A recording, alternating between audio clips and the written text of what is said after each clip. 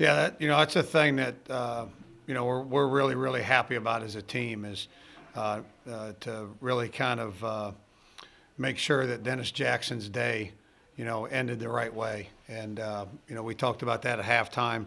We talked about it for a couple of days, and ever since Dennis was, did the presentation to our team on the scoreboard and all the wisdom that he shared with our team. But it was really important to our guys to make sure he had a good day and have his back, just like we have each other's back with Racer football. A man that was a true trailblazer, and our guys are standing on his shoulders, and so are so many other people that followed him. So really really excited that we could get the W on that day.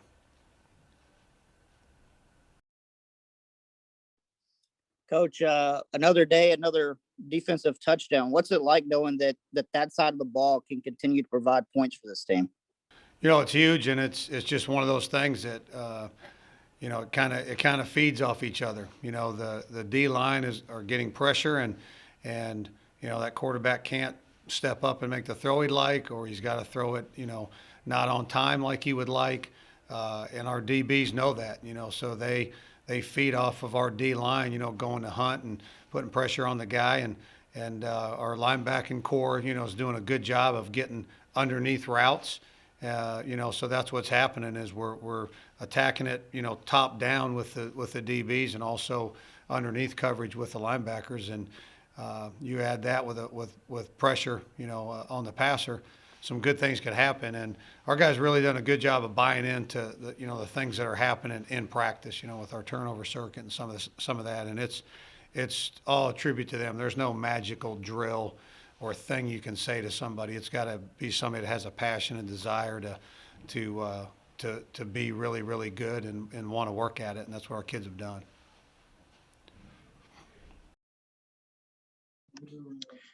Coach, with Lamartez Brooks swallowed up a little bit in this game, tight defense by TSU, a guy like Jacob Bell and Daquan Dallas both shake free against this secondary. How important or how cool has it been to see your offense kind of blossom with other guys stepping up, when a couple of guys are locked down? Yeah, you can do some pretty good things when nobody cares who gets the credit, I tip my hat to Tennessee State with the game that 21 had last week. That was wise to try to take him out of the game, and when that happens, everybody's got a job to do, and everybody's job's important, and we had other guys come to the top, just like you said, with Daquan Dallas and with Jacob Bell.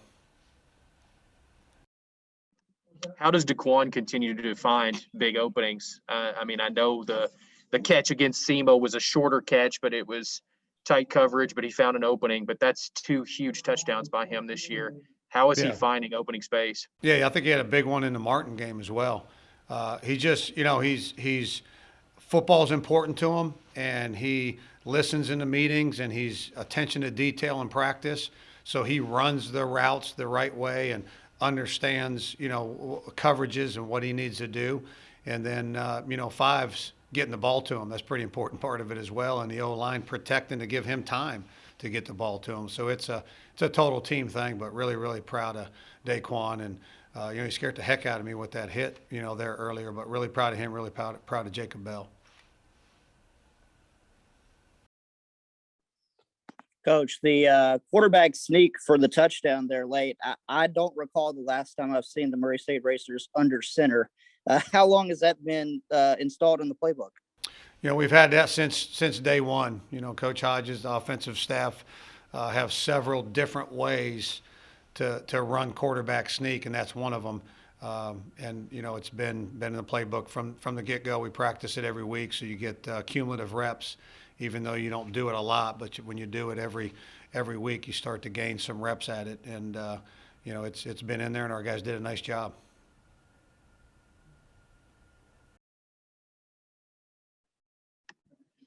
Coach, we ask all these questions just about a singular game, but now 4-0, a lot of different records fall in that regard.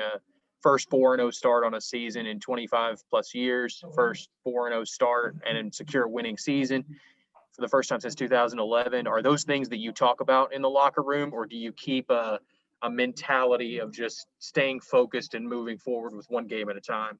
Yeah, you really do gotta, that has nothing to do with next week. Whether we're 4-0 or 0-4 has no bearing on, what's going to happen, next Sunday. So you really got to just focus on, the process and count your blessings. Be really, really blessed that, you made a lot of mistakes and, it doesn't hurt as bad, because you won and make sure that you go back to work and improve on those things in practice. So, it really is important to focus on the things that really matter to give you an opportunity, to be successful on the next one. Adam Wells of WPSD also asked me to ask, how are you keeping guys focused with the new attention on the team, especially after entering the top 25 FCS poll this previous week? Just we talk about distractions, and the numbers that matter. 25 mattered only because of Dennis Jackson. The 25 top ranking didn't matter. That number didn't matter. 3-0 doesn't matter. The number that mattered was 3-21-21.